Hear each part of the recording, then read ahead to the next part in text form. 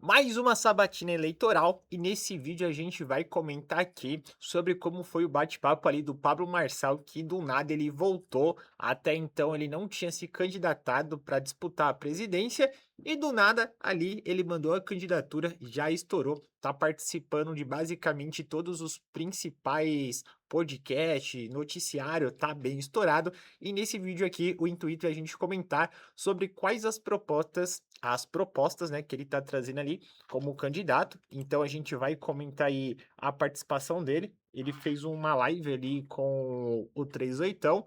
E aí eu separei esse vídeo para a gente trazer, porque foi uma das conversas que ele trouxe alguns pontos de atividades ali que ele pretende colocar em prática, caso ele vença ali a candidatura como presidente do Brasil. Então eu tô gravando esse vídeo com o intuito de mostrar para vocês. Lembrando que no canal a gente comentou, já tem vídeo sobre os principais candidatos com a visão de o que eles estão propondo para o Brasil, caso eles sejam eleitos. E como o Marçal acabou de sair aqui como nas redes sociais, ele acabou de publicar que ele deve se candidatar. Então a gente está comentando aqui no intuito do vídeo a trazer alguns pontos. Então, antes da gente seguir aqui, já se inscreve aí no canal para você não perder nenhum vídeo, nem conteúdo. Então aqui foi a sabatina com o 381 Pablo Marçal, e tem alguns pontos interessantes aqui, que é o que a gente vai comentar.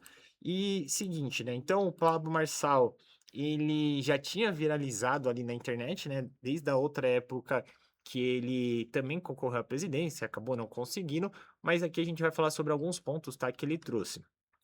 O Marçal, influenciador, todo mundo já conhece um pouquinho dele, mas o interessante é separei alguns pontos aqui. Então, vamos lá. Quais os pontos que o Marçal foi questionado pelo Renato 38 e o que ele trouxe? Então, de uma forma mais resumida, ele comentou sobre defender do país ser menos burocrático, ele trouxe um pouco sobre a redução ali do tamanho dos estados, questão de redução de imposto, ele comentou um pouco sobre o estado funcionando como, com metas e eficiência, e a gente vai entrar um pouquinho sobre isso. Então, um principal ponto que ele trouxe foi em questão do Brasil parar de vender matéria-prima barata. Então ele comentou o seguinte, até um lado interessante, ele citou que a questão do Vale do Nióbio, e aí qual que é a lógica por trás disso? Ele falou que o Brasil tem vários recursos naturais, que a gente exporta muita matéria-prima, e os outros países acabam industrializando isso, e depois o Brasil vai lá e compra o produto muito mais caro. E aí, segundo um dos pontos que ele comentou sobre esse assunto, é da gente atrair mais empresas para produzir e industrializar isso aqui no Brasil mesmo, e a gente não ficar refém de produzir a matéria-prima, vai para o exterior, eles produzem lá e a gente pode pagar muito mais caro por isso. Então, um dos pontos que ele trouxe ali seria a gente passar a produzir isso aqui mesmo e quando a gente importar, cobrar um valor que faça real sentido estar mandando isso lá para o exterior. Outro ponto que ele comentou muito aqui nesse vídeo foi a questão da educação ligada ao mercado de trabalho. Então, foi um ponto que ele foi questionado, se fazia sentido continuar formando bilhões de pessoas para profissões que talvez nem vão existir daqui a alguns anos, e ele citou muito essa questão da IA, então ele trouxe muito que o nosso ensino ele vem ultrapassado e que hoje a pessoa faz uma graduação ali, ela passa 4, 5 anos estudando para algo que daqui 10, 5 anos talvez nem vai existir mais. E aí ele comentou de uma proposta de direcionar mais um dinheiro da educação para a parte de tecnologia, nessas novas profissões que tendem a surgir, parte de indústrias e áreas com demanda para o futuro, né? Então, foi uma discussão bem importante que ele trouxe ali, que ele comentou. Comentou também sobre a parte das universidades públicas. Então, aqui ele comentou, segundo o que ele trouxe ali, né?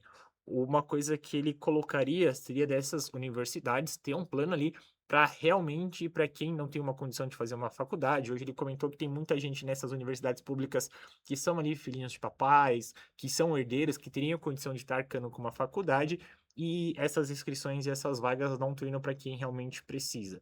Outro ponto que ele trouxe também nessa discussão foi em questão de o Brasil é um país muito rico, é um país muito forte no empreendedorismo, e da gente chegar a construir algo ali de ter mais de 50 milhões de empresas. Então, ele trouxe que seria algo que ele gostaria muito que o Brasil crescesse nessa parte de empreendedorismo, fomentasse isso, um pouco do que acontece lá nos Estados Unidos, que é um país com essa veia mais empreendedora. Então ele citou que ele vai ter esse olhar mais focado para a parte de empreendedorismo, olhar para as pequenas empresas, questão de geração de emprego, produção e ter menor dependência ali do Estado. Então ele comentou um pouquinho sobre isso. Outro assunto, tá, que ele comentou bastante foi da questão da reforma da CLT.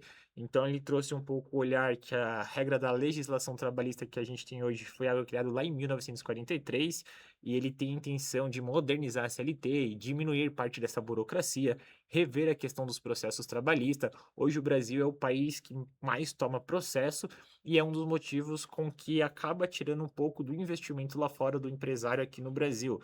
Hoje a gente é muito burocrático, você vai explicar para o estrangeiro como que funciona essa questão, de relação de trabalho aqui, é muito difícil você explicar. Então ele também trouxe um olhar muito interessante para isso, que já está no momento da gente rever essas questões, pensando num olhar mais de fomentar o empreendedorismo aqui no Brasil.